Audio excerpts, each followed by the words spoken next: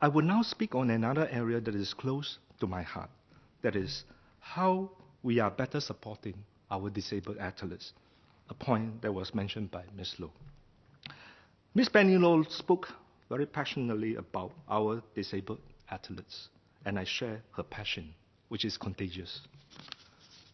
I am happy to inform members of this House that the government is committed to supporting our disabled athletes.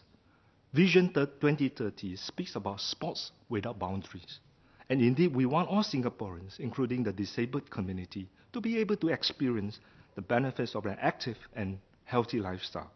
We also want our disabled athletes to know that they can aspire for sporting excellence. We have been supporting our disabled athletes in many ways.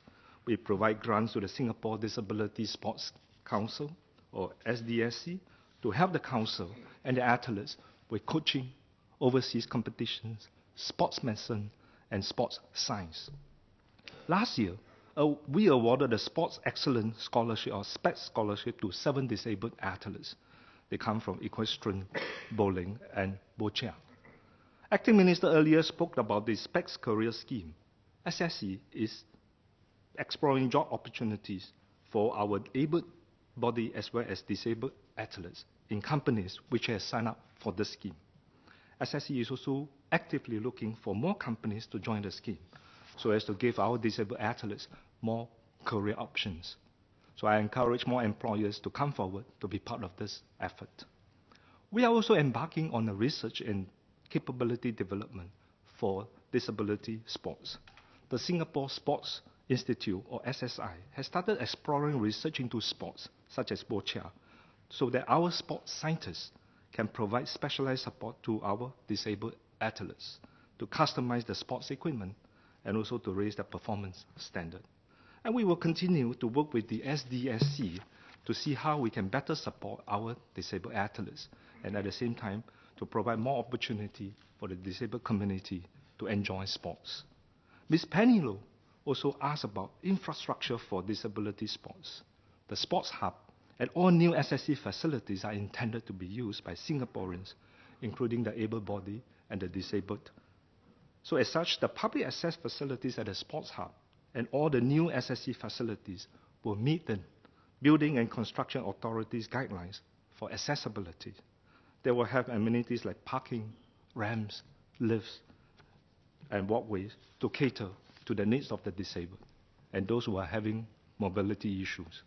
We are also progressively upgrading our older SSC facilities to make them disabled-friendly too, and we hope to be able to see the less able-bodied making full use of the Sports Hub and the SSC facilities.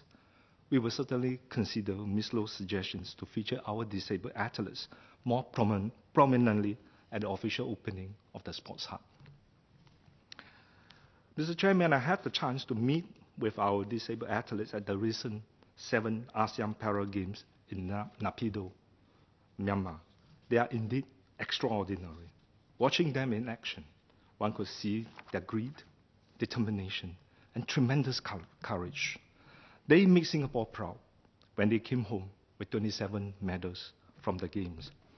But beyond winning medals, their positive attitude and a fighting spirit were an inspiration to us all.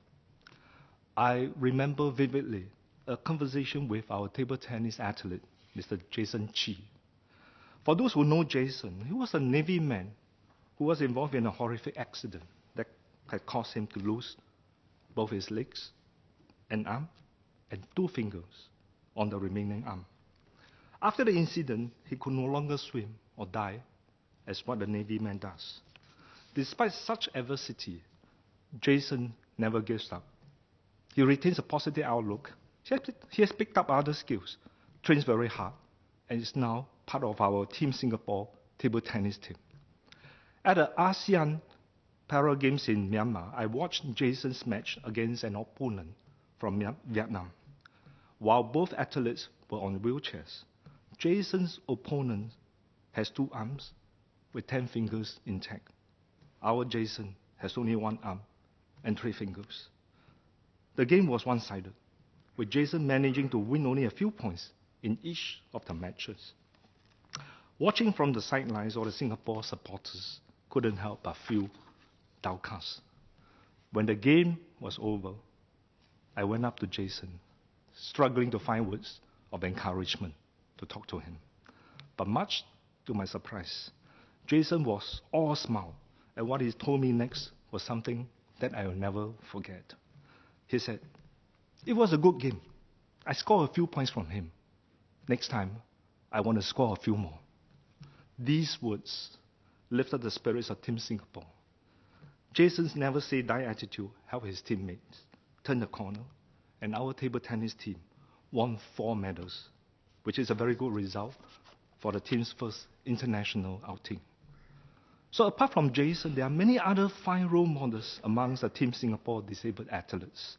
For example, Nurul for boccia, Lauren Sheo for equestrian, and Ping Xiu for swimming. Their next target is the 8th ASEAN Para Games, which will be held in Singapore in December 2015. So I look forward to seeing them in action. And I strongly believe that many of them will inspire us once again with their extraordinary deeds. Mr. Chairman, Mr. Arthur Fong asked what we can expect for the Para Games in 2015. The Para Games will be special, as this is the first time that we are hosting them. And we will work with the Singapore National Paralympic Council, SNPC, and Singapore Disability Sports Council to ensure the Games' success. So we are looking beyond the game itself. The Games are an excellent opportunity to build a community that supports and is inspired by our disabled athletes.